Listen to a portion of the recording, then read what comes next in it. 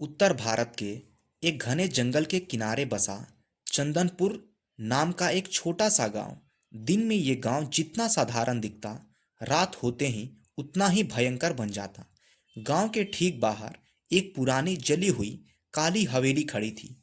कोई नहीं जानता था कि ये हवेली कब बनी, लेकिन सब जानते थे शाम ढलते ही उधर जाना मौत को दावत देने जैसा है।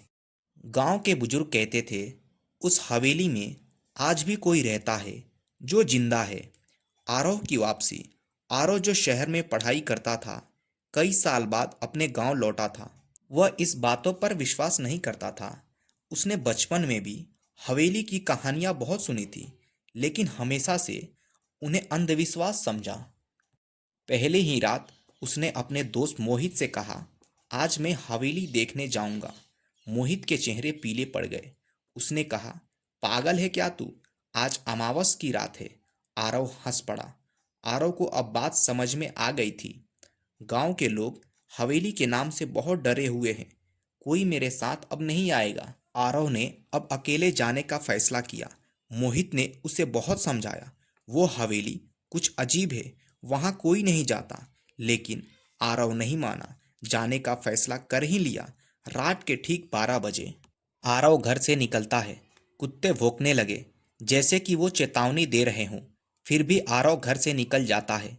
सड़क जंगली रास्तों से गुजरता था। वो रास्ता बहुत सुनसान था।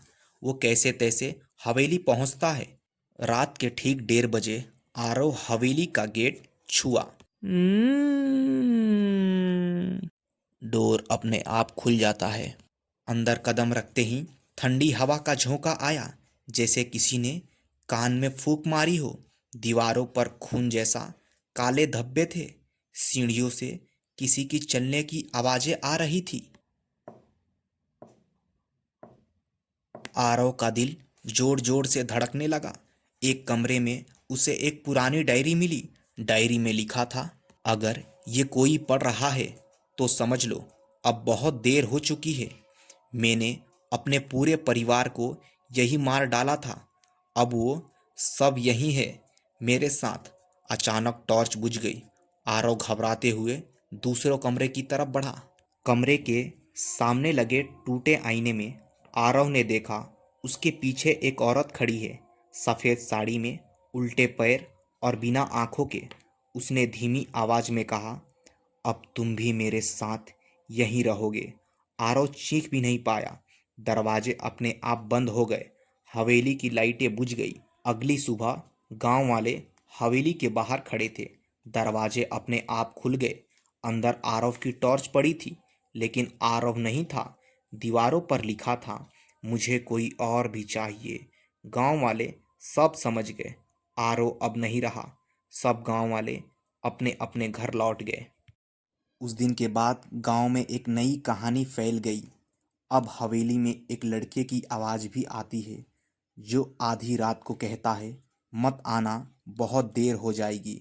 और आज भी जब अमावस की रात हवेली के पास हवा गूंजती है, तो किसी के रोने और हंसने की आवाज़ दोनों सुनाई देती है, क्योंकि काली हवेली किसी को नहीं बख्शती है। दोस्तों, ये आपको वीडियो कैसा लगा, प्लीज़ हमें कमेंट बॉक्स में बताएं और वीडियो को लाइक भी करें। आपकी छोटी सी लाइक हमें और सपोर्ट करेगी वीडियोस बनाने में। धन्यवाद दोस्तों।